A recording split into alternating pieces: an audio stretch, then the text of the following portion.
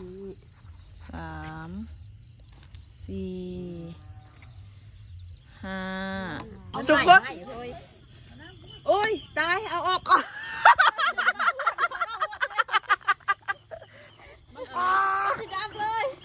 เผาไปเผาว่าไฟใหม่ไหมทุกคนสบายดีทุกคนเมื่อนี้สิพาทุกคนมาตัดไม้ไปเห็ดบางขลามเมื่อนี้น้องมิงน้องเมียวเพิ่นสวนเห็ดบางขลามกินทุกคนตอนนี้ก็หอดก่อไม้แล้วก่อไม้กับบริกายจากเฮือนดอกทุกคนเอ้ยก่อไม้ในเฮือนนี่แหละหาบังนู้มีอยู่บ่ไม้นี่เขาก็สิเอาไม้อ่อนปีนี้เราทุกคนเอาไม้อ่อนปีนี้ฮะตัวไหนเห็ดแล้วบ่นี่มิงเอาแบบมันเป็นสอนะเฮ้ยตัวนี้ก็ได้อยู่เด้หากอนะมิงฮะเด้หาจะว่าเขาเนาะพอดีแล้วหาแต่ว่าเบิ่งนู้ตัดสบายอยู่บ่นี่สายหมีฮะเด้นี่อยู่ในคุณกับว่าจัด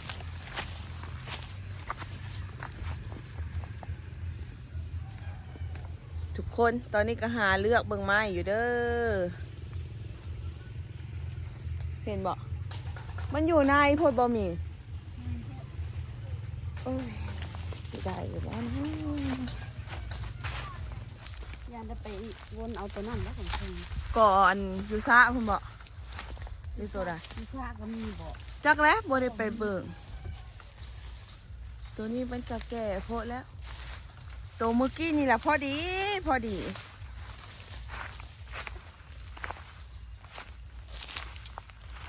หาไม้นะทุกคนโอ้ยแล้วเนาะ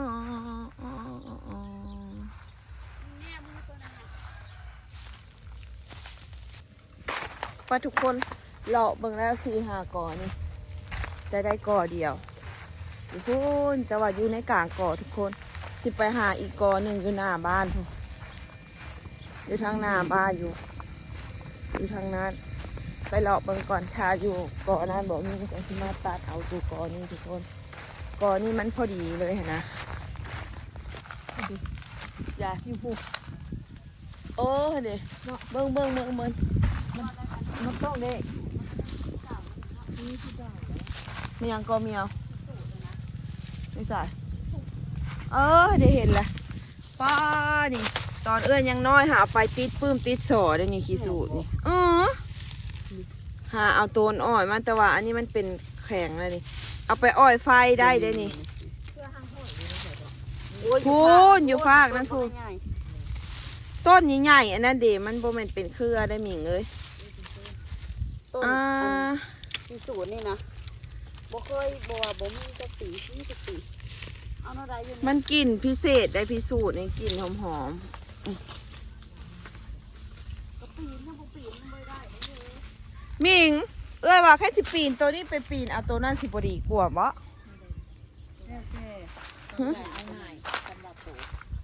อ้าวเอาคันไดไปขึ้นตัดบางขลามเพราะว่าคันบ่มีคันไดกันหนาสิขึ้นบ่ได้หนาสิบ่ได้กินดอกมื้อนี้นะผู้ใดเคยเห็นเนี่ย3 คนอยู่ขลามค่ะต้องมาดีแล้วล่ะมาคืองามเถอะเขาบ่เคยเลยกะอินวาสานี่แหละเป็นคนเห็ดตั้งแต่ช่วงน้ำหนาวเพิ่นก็เห็ดได้มือน่ะเขาว่างเป็นบ่มีหาเขาไปเพื่อได้เนี้ยจะหามาใหม่กันอันนี้มันต้องคนส่งขาสั่นขึ้นได้มันจะได้มันจะบุกเกาะโบได้มิงมันพึ่งแห้งเป็นอะไร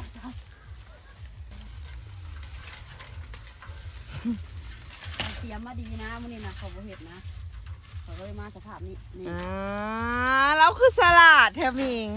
เป็นอยากมากๆไหนคือแต่เก่าคนกับสลัดคือกันมืดคลิปนั่นยังจืดตามมันไม่เป็นเนอะคลิปแรกของซ่องเนาะเหมียวเนาะขึ้นไปซะก่อนแล้วใส่ได้มิงใส่ได้ ใส่โตกับกันทางไปน้ำแล้วเฮ้ยมันบดโต๊กดอกคันไดอันนี้นะทุกคนตอนนี้น้องหมีเพิ่งก็ขึ้นแล้วบัดนี้ขึ้นตัดไม้แล้ว พุ่นตัดดิพุ่นตัดอยู่โต๊ะไปจังอันนั้นตัวไว้เหยียบเลยจ้ะเฮ้ย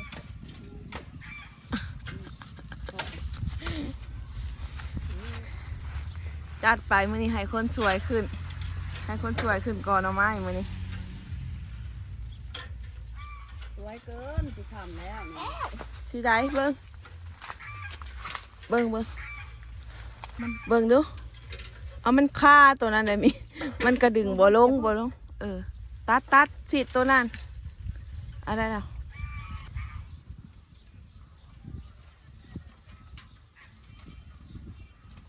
ขึ้นแล้วทุกคนขึ้นแล้ว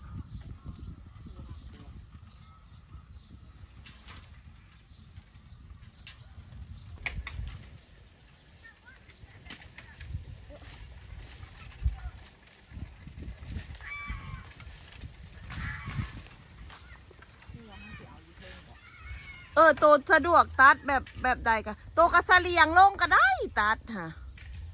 แบบตัดเสลียงเอาบ่ต้องตัดซื่อ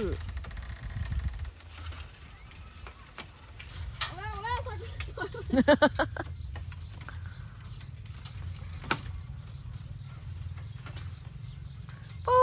ยใส่ความพยายามขนาดน้องมิงเนาะ อยากหลาย โอ้ซะ มันว่าวะจักกูสิอยากให้ยังของแบบนี้ จะส่งผู้ใจที่ขาดด้วยเนาะ ระวังคอยลง จับดีๆเลยโอ้ยผมเป็นยังหรอกจังหวะจะค้าตี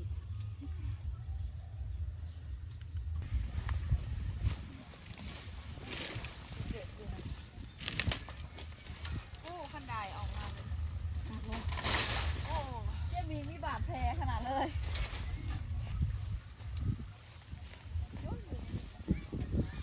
นักรบย่อมมีบาดแผลเนี่ยเนี่ยเราก็หายก็หายเจ้าเห็ดมาแบบนี้ เฮ้ยแหนงเอาไม้มีข้าวสิบไปหักไปต้มไว้บ่อันนี้นะ ต้องร้ายแค่ไหนจะห้าก ระลายแล้วหันทุบป่ายเลย นี่ทุกคนเฮาได้ไม้เป็นมะขาม แล้วก็ได้แหนงหน่อไม้น้ำเอาไว้ไปต้มแกงได้เลยดินี่พอดีแกงเลยเมียว คือได้หลายแท้นี่ ไม้ลำเดียวทุกคน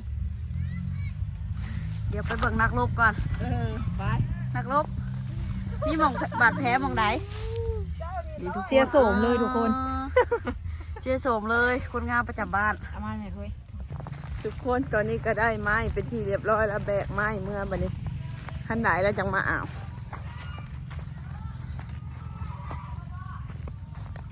น้องมิงน้องเมียวเพิ่นยางก่อนนะ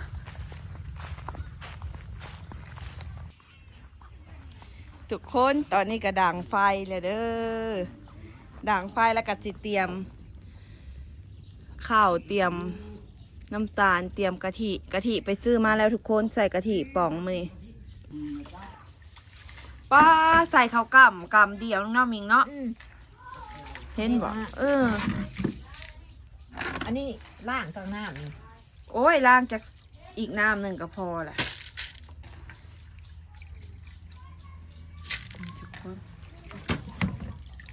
บไดิยากในนอกการเห็ดบางขลามนะเจ้าข้าวขึ้นมาแบบนี้แล้วก็ใส่น้ำตาลใส่กะทิแล้วก็ห่ายใส่บ้าง แล้วก็เผาจบ แต่ว่ามันใช้เวลาเผาโหทุกคนใช้เวลาเผาโดด เพื่อสิได้กินพี่น้องเอ้ย สีมือน้องหมิงมื่อนี้เพิ่นอยากเพิ่นขึ้นฮอดก่อหน่อไม้คนได้ทุกคนบ่ธรรมดา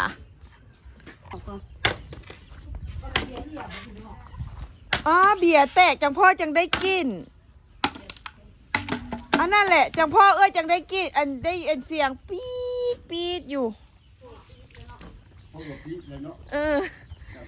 ปี๊ดชี เป็นต่างที่ยากที่สุดในโลกเด้อเฮ็ดเองกับมือเรานะ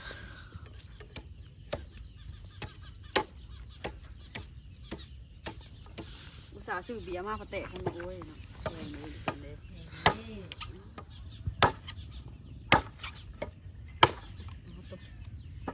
ใส่สันก็ได้ดอกเนาะมันเบิ่งยาวมันได้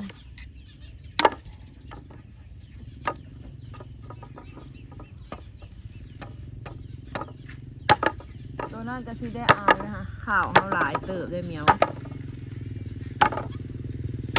เหมียวเป็นตัดไม้ทุกคนตู้ใส่แล้วเห็ดนาแซงหมูค่ะคือคนข่าวลงพุน เราเห็นหน้าแซง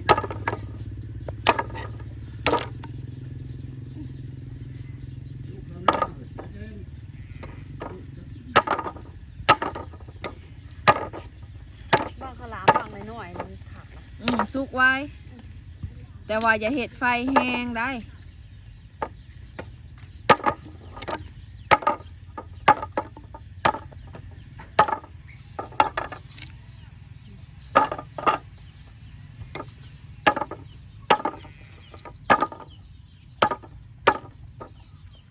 เขาก็ได้กินน้ำเต้าที่นี่ก็ดีไอ้หญิงบ่ได้กินถ้ามันใหม่ เอื้อยแห้งบ่ได้กินแหละน้อยๆนั่นก็เอาเพราะว่า เบิ่งหูมันก่อนเลยอ่ะ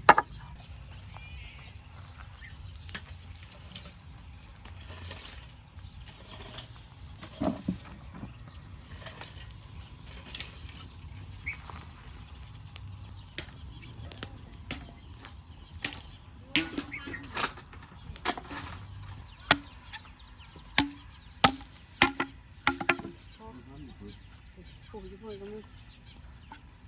บ่ป้องนะคือขากแทะ ป้องละ นี่ป้องลุ่มนี่ป้องลุ่มนี่สองแล้วสำหรับเราเนี่ย อ่ะฟ้านเราจะไปเลือกเอา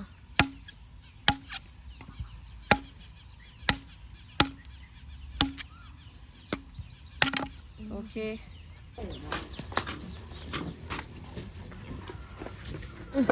ทุกคนตอนนี้น้องหมิงเพิ่นกำลังสิปรุงแต่ง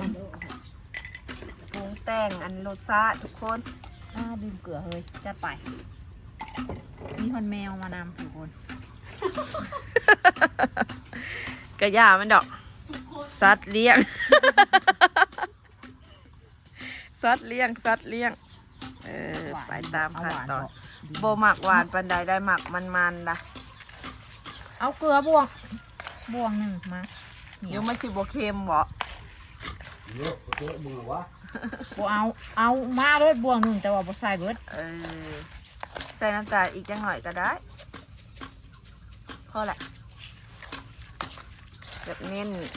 มันๆหะนะบ่เน้นหวาน ใส่เกลือบ่แซ่บๆยังบ่ใส่เกลืออีกบ่อีก อย่าได้ขั้นตอนการเห็ดกับบ่ได้ยุ่งยากดอกทุกคนเอ้ยมันยากนำ ตอนเอาไหม เอาไม้กับเผาเนาะ มาอยู่อย่างไปออกไปละคำแพง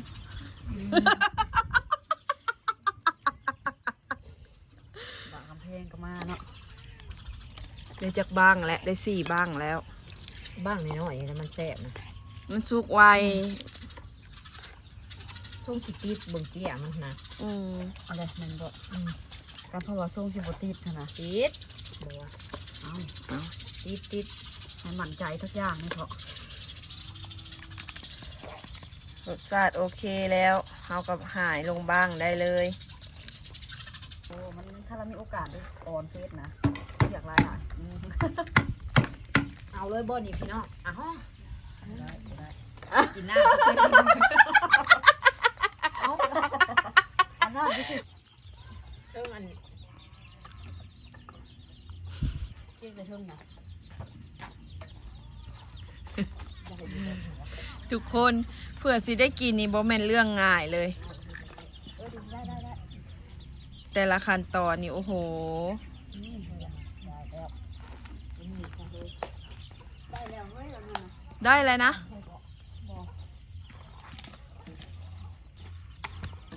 แทงมาเลยทางน่ะทางนี้ แพงอะไร บางที่หนึ่ง จัดไป 2 นี่ 3 4 5 ขางนั้นน้ำเนาะ บอกจะไปก๋วยเตี๋ยว คิดว่านะ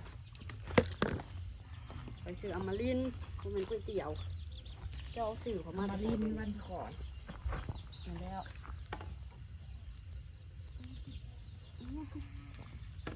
ว้าว นี่ทุกค เบิ น ด เฟอร์เฟกแล้ว น่าสิได้กินน่าสิได้ยุดแค่ชำนี่ละวันนี้คอยคิดว่านะ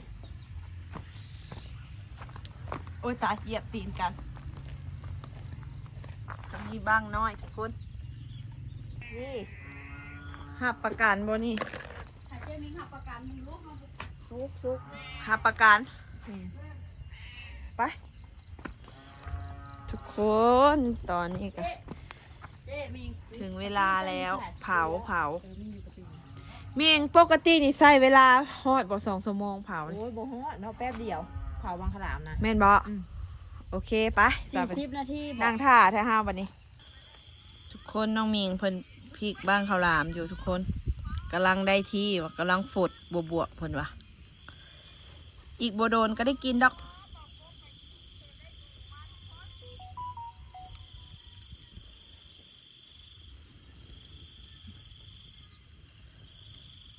ต้องจะมาอยู่พี่ได้ป่ะนี่พอมันเริ่มแล้วนะ เออเมียว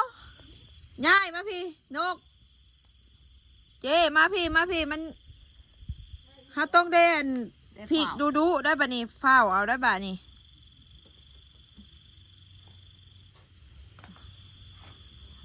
เกินซ้ำหนึ่งข่าวที่มันกายกี่ซ้ำมันกายเกิดอะไรนี่ มันถึงแฮ มัน ง มีฮอดเสียงเป็ดน้อยได้อเฮ้ยอยู่ในสายอะไร เป็นน้อยเพื่อนนี่นะทรงโต เอามาแต่ใส่ โอ้ยเลี้ยงเป็ดตั้งแต่โดนแล้วแม่เลี้ยงเป็ดประทีนเอาหายตัวหนึ่งแล้วมันออกลูก อืม ย่ามาพี่นก แมวกระหนังมันไทยนะแมวน่ะมันต้องหมักหนังผิงไทยนะ บอก ผิงไทยน้ำข้นขนาด มาทุกคนมาเผาข้าวหลามกับน้องหมี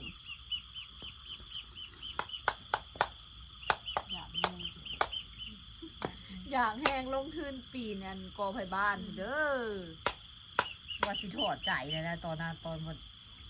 มันเดียวใดมันก็บ่ได้นะถอดใจแล้ว เกือบมาล่มเลิกแผน คนนี่นะ ย่าง พอใจตั้งแต่เจ๊มีว่ามันญาติมันทางลงมาใส่ตัวเองแล้วคนนี้นะยักย่างเมื่ออะไรคนนี้นะ ป้าคือเด็ดแท้คือใจเด็ดแท้เดี๋ยวนี้นะมี นี่อยากถิ่มเพื่อนนะคนนี้ พิมตลอดได้เพิ่นนี่นะ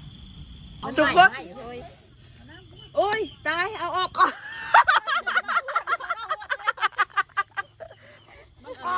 สิดับเลยเผาไปเผาว่าไฟใหม่ไหมทุกคน อ้าวคือหัวใส่ปาก หัวกระยามันดอก โอ้ยได้เลยนะมันบ่ใหม่ บ่เป็นหยัง มันใหม่มาก ซ้ำนี่ได้ บ่เป็นหยังดอก อืม เบิ่งยังดูเฮ้ย นี่แข่งกันตื่นทุกแล้ว ให้เอิ้นตึกต้องให้มันเย็นก็ได้มันจังติดนะ เอาออกก่อน ป้าให้มันเย็นตัวนี้ชุบบ่เฮยเบิ่งดู ยัง ป้าน้อยๆนี่มันนานทุกเลย มันหนากูมูยังเฮ้ย ทุกวันหน้าชุกกว่าหมูตัวนี้นะแค่ที่สิชุกไว้กว่าหมู ยังอะไรยัง เอื้อก็คือตัวนั้นแหละ ตัวน้อยว่าสิชุกไว้กว่าหมู่ เป็นพนันกันแล้วเนาะ ปานนั้นหนึ่งซ้ำหนึ่งข้าวก็ชุก โบเสือเจ้าเลยเด้อมิงเด้อเอ้ยโบเสือเจ้าเลยเด้อ ทุกคน นี่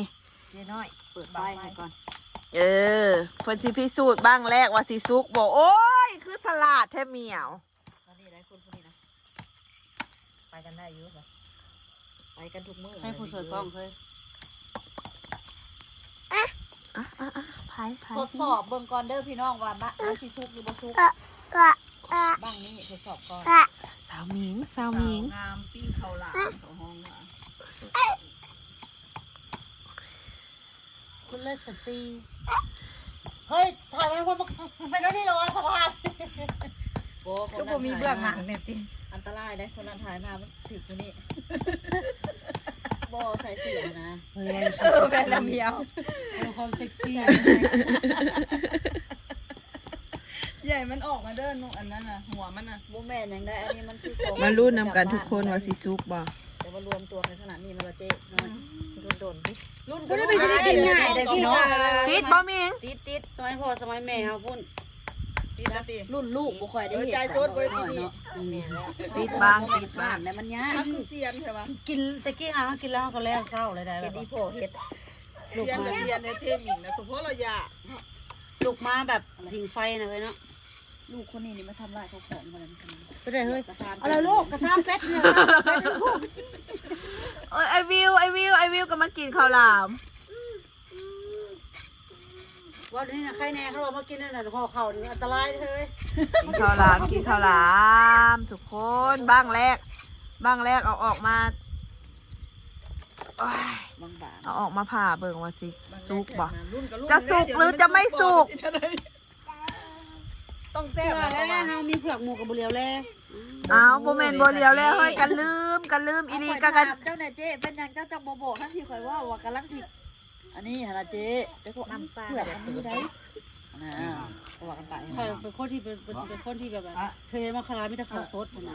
ไปเสียวอีก แต่วันนี้เคยข่าวกำมันเราเป็นเผือก มันยังพ่ออยู่ มาน้ำซ่านะไปถึงเลขนะ มี เอ้า เนาะ ได้ตัว คอยแล้วสองคนนี่ถึงเลข คนละแม่ มันยังพ่อมันก็เลยบ่อยากติดปานใดพี่น้อง แต่ว่าสุก มัน เป็ เย็ น น บ่นี่ สุก การันตีว่าสุก ใส่ เนาะ สุกแค่วะ เอามาจิ้มเฮ้ย ชิมโอ้ยหอมเนาะ ไม่ใช่ทิ้งผ้าทุกระเบิด ยังน้อยหนึ่งยังเอิกมัน เอิกนะ เอิกมันอดใจรอเป็นได คน มิ ที่ งรส ตอง ชาติ ง่วงจนได้กินมะกราบนี่ พ่อบ่หวานซะพี่น้อง พอดีอย่าว่าตรงนั้น ใส่ แต่ว่ามันน่ะ ถึง แซ่ มัน บ แซ่บถึงมันบ่แซ่บเจ้าก็ต้องว่าแซ่บนะเจ๊เอ้ย เพราะว่าเฮา พี่เบิ่งมันเย็นมันจะแซ่บได้บ้าง สุกเลยเนาะโอ้ยทุกคนทั้งไห่ทั้งหยังนี่เอ้าลานคอยก็ได้ลานคอยก็อย่าเข้ากล้องนะมีอันนั้นเธอทูซาก่อนไอ้ทูซาก่อนทูซาทูโอ้แพงอาซีบังคลามก่อนทุกคน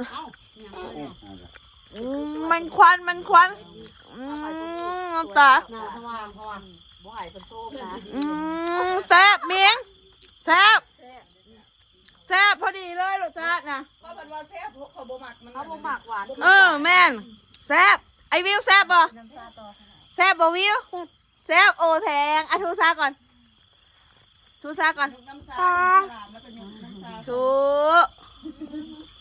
นี่ เข้ากันแท้เข้ากันอีหลีเจ๊ ทุกคนควันไฟทางนี้ไป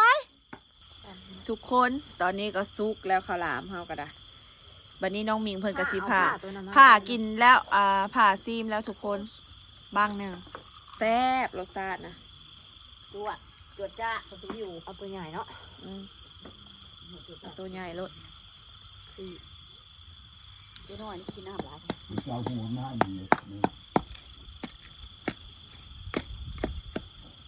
โอ้ย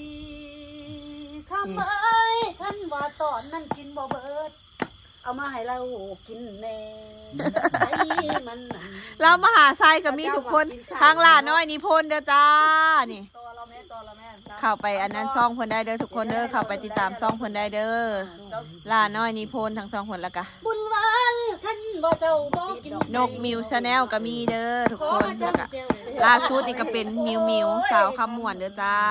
นี่น้องมิงเพิ่นเฮ็ดข้าวหลามซุกแล้วเพิ่นก็พาให้เอ้ยกินอีกทุกคน มันก็สิอยากวุ่นวายน้อยๆนึงเด้อทุกคนมื้อนี้นะ เป็นน้ำอย่างมาจังวุ่นวายจังนี่นะ มันเป็นอะไรพี่น้องมัน มัน คือ หลายกล้องโพดตอนนี้นะ ยูทูบเบอร์ก็มาค่ะวะ เอาเนาะพ่อ นี่ แล้วก็กินใส่หมดตัว กินเยอะ เอาเห็ดบ่ได้เป็นเลย อันนั้นตอนแรกกับเขาตำรา นี่กินใส่ก่อนมื้อ แม่สีเลือนนั่นนี่แหละ ทุกคน FC แม่สีเลือนทุกคน ผู้ใดอยากติดต่อมาหาสาวมิงกับเพิ่นโสดเด้อทุกคน เพราะว่าเพิ่นที่ไหนเฮ็ดเป็นเมื่อทุกอันทุกอย่างทุกคนเลยแม้แต่อยากขารามก็ขึ้นไปตัดไม้เอง อายุแล้วนะอายุสัก3 ปีหุ่นดีซะด้วย ต้องคือเด็ ด็ดแท้เฮ้ แกงกินกระ ย แซ่บอีกต่างหากเผาข้าวหลามอีก แต่ว่า หมู อีก น้องก็จะเข้าเลยเนาะ แต่ว่าอีก แต่ว่าอย่างเฮ้ย จะให้ว่าวขนาดเลยเนาะ แต่ว่า โปรโมทเนี่ย เจ้าวิงนะแล้วเล่าสิเห็ดเป็นอีกเมนูหนึ่งที่เด็ดที่สุด คือ ข้าวแดกงา เราเห็นแซ่บ ฮะ ข้าวแดกงาคน ข้าว นี้นะ ข้าวแดกงา แม่นแล้ว เฮ้ยมันเป็นแนวใด แต่รู้ว่าภาษาบ้านอื่นเขาจะว่าอะไร ขัวงา พวกข้าวแล้วก็เอาข้าว เอาสิมื้อหนาวเห็ดคลิปเลยเห็ดจะมีให้เบิ่งเนาะ เนาะเอ้ยบ่เคยกินได้มิงเอ้ยว้าวแท้ คือบ่ว่าว่ะ ให้ฮู้เขาแดกงา มัน เนี่ยวะ เป็นอันนี้พี่น้องมันบดติด ข้าวเดือดงา มันบ่ติดมันยังฮ้อน มัน อ ยัง ยู่ ร้อน เอ ต้อง อ ไปให้มันเย็นก่อน อ่ะซีมก่อนอ่ะ มื้อหนาวเห็ดค่ะจัก กินเลยกินเลย เมียว